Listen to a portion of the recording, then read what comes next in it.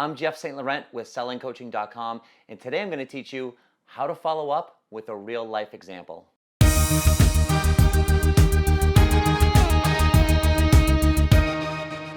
So today we're going to teach you how to follow up, and this is a real lead that I received from a phone call that I did where I was the feature speaker. And I went through this. Nothing is edited in this email correspondence. This is an email correspondence back and forth from a lead that I received and my responses to them leading up to a complimentary session and them hiring me from that.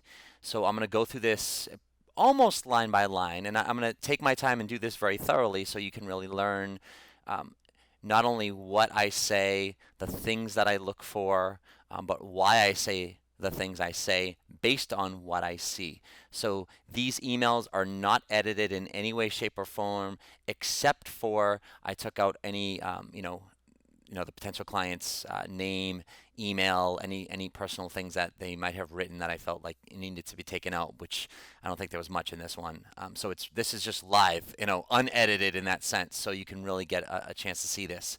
So let's dive right into this so we can start to learn. So again, they ended up hiring me, and this is the first email right here that I received. I was a call where I did a call where I was the feature speaker with a bunch of people on the call.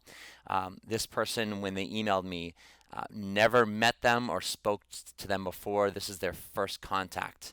I'm going to notice and take note of the dates and the times. In one of my videos, the top 9 rules for following up, I talk about timeliness and speed of response. So we're going to take a look at those things as well, of when I responded, how long it took them to respond, and I'll give you some insights as well in terms of kind of what am I thinking when I see those things? What am I thinking when I read certain things? That's going to really help you understand and become a master at following up and a master and a lot more effective at converting more of your leads into business, whether it's a coaching client or selling products and services, setting them up for an event, whether it's something that's paid or something that's free. Because even if it's something that's free, people still have to create a buying decision to invest their valuable time to go to something like that. So let's take a look at this. So this person emailed me September 24th, 2:12 p.m. And I'm going to just go through a few of these things. The first thing I notice, a lot of spelling errors, very just broken, it's just a broken email. It says a lot. Some of it doesn't make sense. I recognize a lot of people nowadays, they're typing from phones, smartphones, small keyboards, etc. One thing I'd advise to you, when you write back, it doesn't have to be perfect. However, when we respond back, I'll just scroll down to some of my responses. My responses are very clean, if you will, well written. I'm not talking grammatically, well written. I never prize myself in that, but they are well written in the sense of sentence structure, easy to read, very small, short sentences, so it's bite size and people can consume it a lot easier. But that's one thing I always notice when people email me. It's like, hey, what does it look like? I don't judge them based on that, but in other words, it just gives me clues. Let's put it that way. So bottom line, thank you so much for this amazing call today. Outstanding material, energy, and passion. So this guy is very, very passionate right away. Very connected and related to your story and evolution. Now here's the thing I want to draw your attention to. I would love to receive the material you offered, and I would love to talk to you. So let's get in closer to this. I would love to talk to you. One of the rules of following up, as I say, is seek buying signs. This is a buying sign. I would love to talk to you because this person's saying, listen, I'm very interested in related to what you talked about. I don't know what that means yet, but that's a buying sign right there. So I don't really know what this next sentence says, but they basically are telling me that they're into network marketing, but they feel uncomfortable at times. They want to do something big. They've taken some courses, bunch of seminars. I've not been making money on my coaching practice due to not feeling comfortable. I'm sure a lot of you can relate to that. We don't feel comfortable with certain aspects, but they don't feel comfortable with charging and selling. So they're passionate about all this good stuff. You can tell it's a very passionate person. So again, they go forward and they write a little bit more. I love coaching. Again, I hope we can talk. Again, this is another big buying sign. It's like, I hope we can talk. Thanks. let's look at the time. They emailed me at 2:12 p.m., I believe on September 24th, which was a Monday. I wrote back to them on my first response on the next day at 7:13 a.m. So the reason why I took so long, and I would consider this long for this type of an email and this type of a lead with these types of buying signs and someone this passionate, they clearly want to connect with me. I would consider this a long time, from 2:12 in the afternoon on a Monday till Tuesday morning at 7:13 a.m. And the reason I would say that it's long is because this is such a passionate email and you want to get back to people much, much sooner than that. In this case, it didn't matter. And honestly, a day like this, no one that I know of would be like, oh my God, you took a whole, half day to get back to me. What I want to teach you though is that speed of response. Like I get comments all the time from people like, wow, thank you so much for responding and so quickly. People nowadays don't respond. And we're just talking, not talking friends and family. I'm talking about businesses. Businesses don't respond. You leave messages, you send in inquiries, and it just people get inundated with this stuff. So if you can be on top of your responses, you are going to set yourself apart from other people. That's why I'm so adamant about teaching. Your response time has got to be as ASAP. In addition to that, like I say in my video of the 9 rules to following up is, the speed of response is important because someone's timing, for who knows what's going to happen with this person from 2:12 till the next day. You know what I mean? So let's look at my response. So if you notice right here, my response, great to hear from you! Exclamation mark. I'm very familiar with network marketing, have a large client base in that industry. I know I can greatly assist you. I'm like out there. I'm like shouting at this person, big capital letters, double exclamation mark, underlining words. And the reason I was doing this is because this person was clearly a passionate person. If you look back and it's just like amazing call, outstanding material, energy, passion that connected, it's this person is really feeling that, and I want to match that energy. This isn't me being false. That's how I am naturally. I'm not just doing this to pretend I'm excited. I'm doing this because it's what I felt from this person, and it's just a natural response from it. But you want to give someone back, what they're giving you in some ways. I always like to say, be at, maybe a 1 or 2 energy levels above them, just to kind of keep that energy moving. So if you notice, I'm like right there, exclamation marks, big letters, underline words. And I say, it feels like it would be smart for us to set up a complimentary session together. How does that sound? Boom. I go right in for this because I'm like, this person is asking me twice, multiple times in that other email that, I want to talk to you. And so this is a great example of recognizing those buying signs and, making a judgment on what to do. So I'm going right in for this and I'm saying, hey, it'd be smart for us to set up a complimentary session. And I always ask them, hey, how does that sound? Most people would end the email right there, meaning most people actually wouldn't even, ask for that so soon. I would ask for that, but then I go into this. If you notice here, I say, look, please send me 3 specific times that you have available on the following days, and we can look to schedule a time. Now remember, I'm sending this email on a Tuesday morning. So I looked at my schedule and I said, hey, listen, if I'm going to fit this person in for a complimentary session, when can I fit them in? And I've got multiple times available, and I've got people emailing me back. I had a lot of inquiries from this call, I remember. But I give this person 3 different days, listed right there. And I say, hey, send me 3 specific times you have available on the following days. And I say, hey, take into account the time difference. I live in Massachusetts. I don't really know where this person's from. There was nothing in this email where I knew where this person was emailing me from. So, they could be in the same time zone, but I never want to assume that. That's always one thing I always write when it comes to times is I'm on Eastern Standard Time. What are you?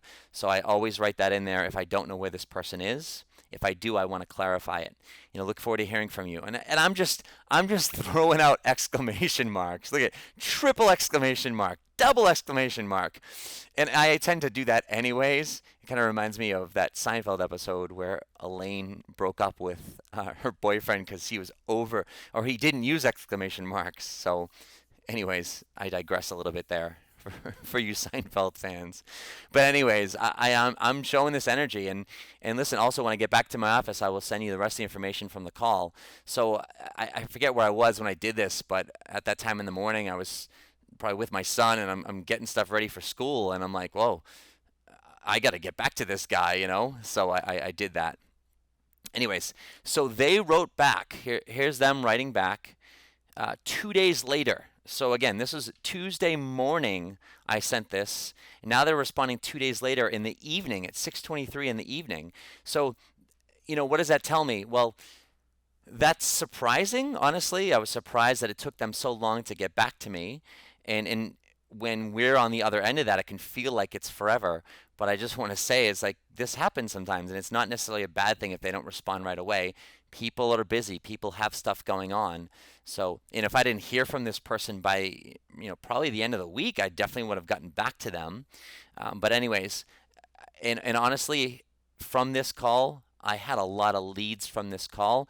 If I didn't have as many leads as I did in this situation, I would have gotten back to this person.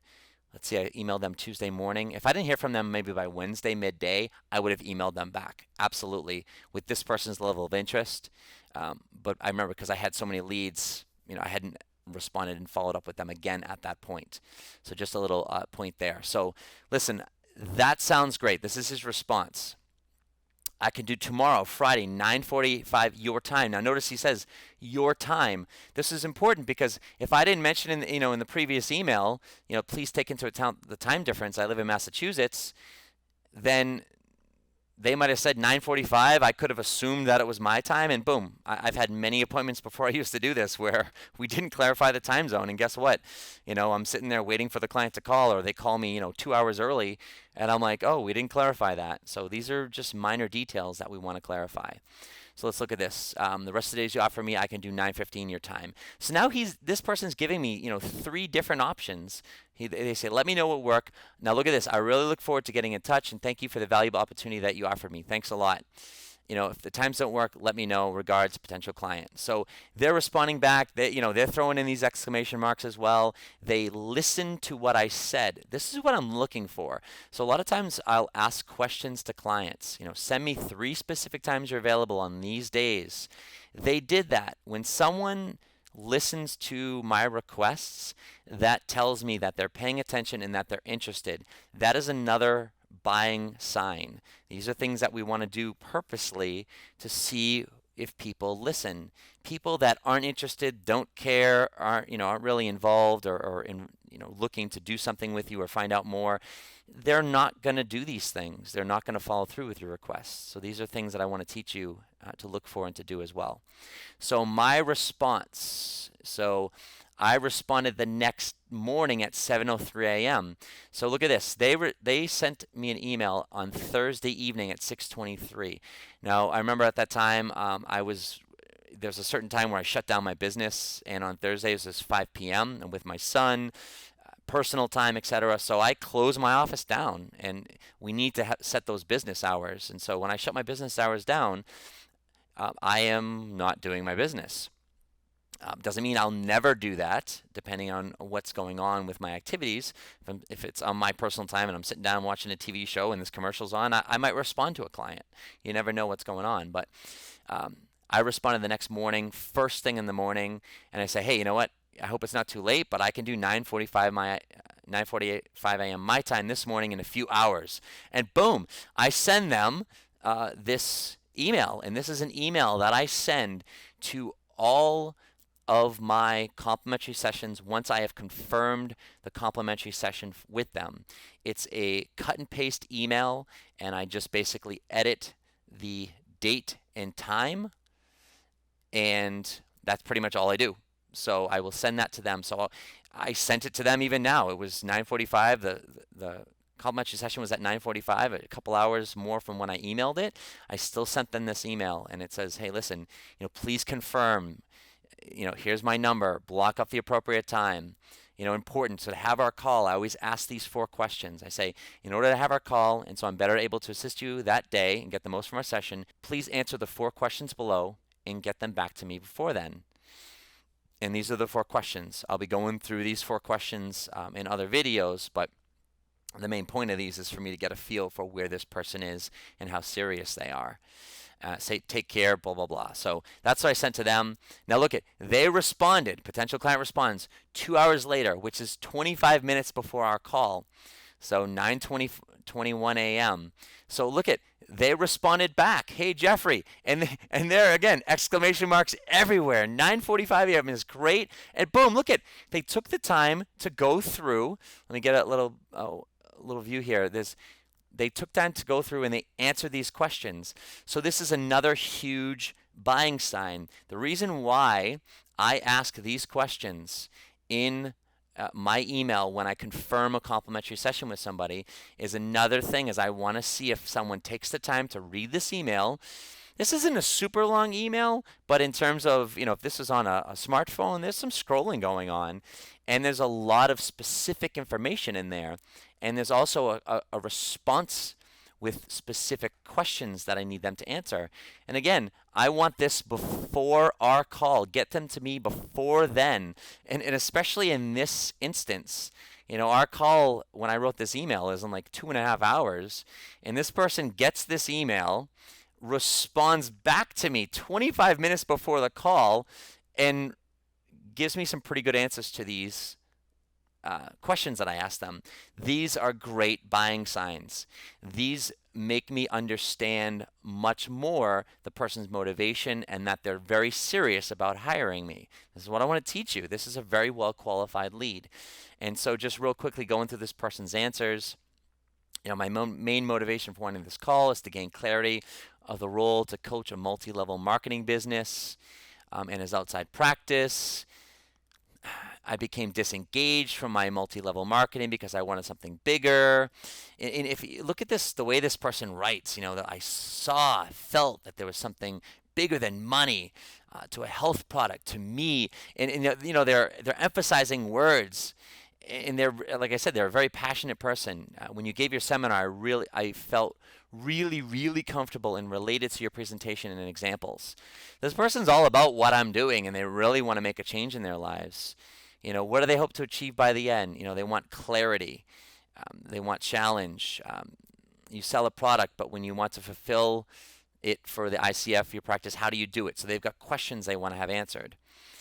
So I'm sure you have this piece resolved. So they're saying, hey, I'm sure that I, meaning me, have this resolved and can help me with that. These are the things I'm looking for in terms of what they're expecting from me. It helps me in my complimentary session. It better tailors it to them and their experience. Have you ever worked with a coach before? If so, how was your experience? My experience with a coach has been good, at times great. I do feel, among all things, discipline is a key, and letting go of the story part. And they start to talk about themselves again. Let's see. Oh, and here's the last one here. It says, if you see value in our time together, would you consider hiring me as your coach? This is a very important question that I ask every time, and it lets them it's trial closing. It's saying, hey, would you hire me if you really found value? And if so, why now is the right timing for coaching in your life? A lot of my videos you're going to hear, it's all about need and timing. So all this stuff up here, this is the need. What's your motivation? What is their need? And this is like, hey, if I can meet that need, would you hire me, and why now? And this person says, I'm exploring now. I'm an IPEX student. So that's the school that this person's going to, the school that I graduated from as a coach. So this is a very, very interesting response. I remember I was quite shocked at this response because all leading up to this point, there's some really, really good buying signs. And usually people that are interested in working with me, they'll give another very positive, yes, I'd absolutely hire you type of answer. And then when it says, if so, why is now the right timing for coaching in your life? They'll pretty much reiterate in other details what they wrote up here. And that's what I'm looking for, is I'm looking for them to kind of reconfirm and re-clarify why is now the right timing. Because if you ask someone, hey, if you see value in our time together, would you consider hiring me? And they're stuttering, they don't give a good answer, they start throwing out stuff like, well, money's tight right now, things like that. It doesn't mean no. Because whenever you ask someone for this, you're kind of like trial closing. You're trying to say, hey, where are you at in your mind? It's just a sign of where they might be. But if they start balking at that point, it doesn't mean that they're not going to hire. It just means that, all right, they're not quite sure. Um, and usually, like I said, when they write here, why is now the right timing? They'll write a lot more. And that's another really good sign. It's reconfirming that they're in that right spot. So basically, we had the complimentary session. Let's go on from there. We had the complimentary session like 25 minutes later, and they hired me.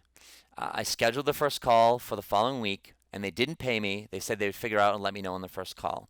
I'll go over payments in other videos, etc. One of the things I offer with my clients is if they can't pay me in full, I always request that they pay in full. And I always would say that to you is always have your clients pay in full if that's available for them. However, if paying in full is not an option, I'm able to break up the payments for them, whether it's 2, 3, 4, or as many payments as they feel they need in order for them to do this, because I never want money coming in the way of the value that we can bring together working.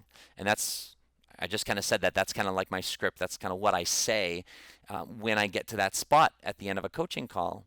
And so this person, they couldn't pay in full. They need to break it up, and they need to check their finances to see what could work. When someone doesn't pay me right away, that's not necessarily a bad thing. It's always important and preferred that we get our payment and the credit card information and what they want to do right at the end of a complimentary session. That's like 100% preferred. However, there are situations where people need to go back and think about what they can do to break the payments up. They need to talk it over with their spouse or significant other, whatever it may be. And so those situations are very real. In those situations, what I will do is I'll do a few things. If you notice here, I always will schedule the first call for the following week. So I always want to get that person in the book from there for the next week.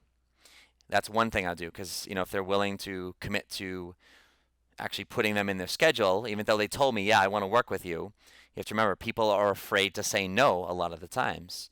So some people will say, yeah, I want to hire you, I want to work with you, I'll let you know, or you know what, I'll mail you a check. And then they just never show up. They join the witness protection program and you never hear from them again. And there you are, a week later at the time of your first official coaching call, that you're all excited because you got a new client, and no one shows up, and you email them and they just disappear.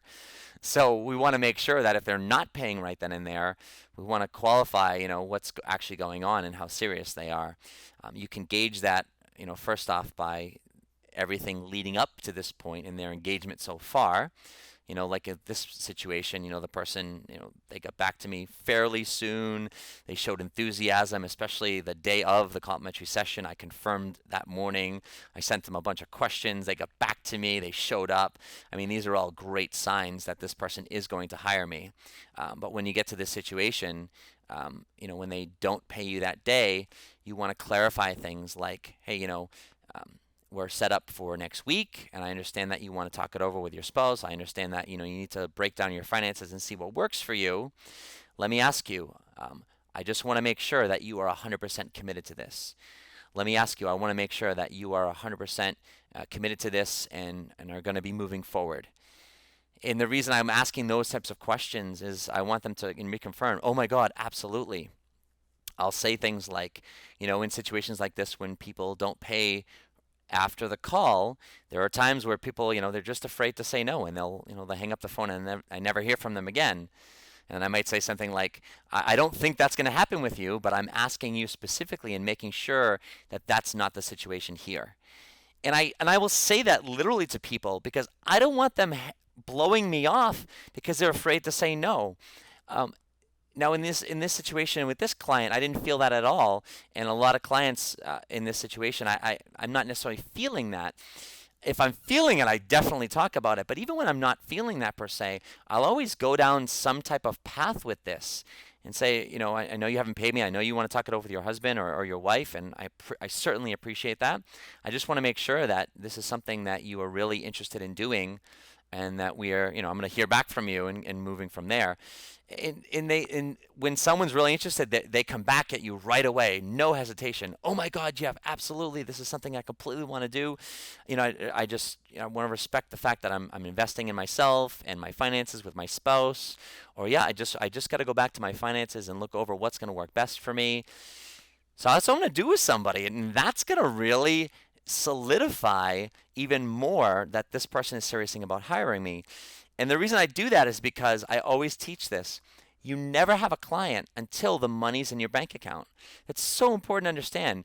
When someone hires you and they give you your credit card information, their credit card information, and you hang up the phone, you run their card, and the money's in your account, that's when you have a client. That's when you have a client. Not when they say, hey, I want to hire you, the check's in the mail. Hey, I want to hire you, I'll talk to you next week. It's like when you run their card and the money's in your account, that's when you have a coaching client. So I used to get all excited about those people that said yes and then just disappeared, or gave me a story a couple days later in an email. And so that's why this qualification is so very important. So basically, after the comp session, I sent the email below with a welcome letter that I send, and it just basically, this is a pretty standard email that I send when people hire me. Congratulations on your decision. A lot of these emails I have, and I cut and paste them. I might change a few things if necessary, but this is just ways to make things quick and easy. The welcome letter that I send, I'll be going over that in other videos as well, but that welcome letter is basically a standard letter which basically talks about confirming all the things that we talk about in our call.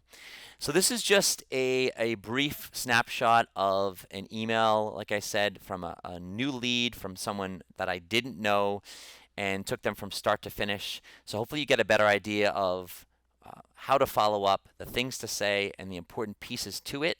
And I would say the most important piece is, if I scroll back up, the most important piece is when we make that transition from what they write into us asking them about, are you interested in our coaching, or would you be interested in my product or service?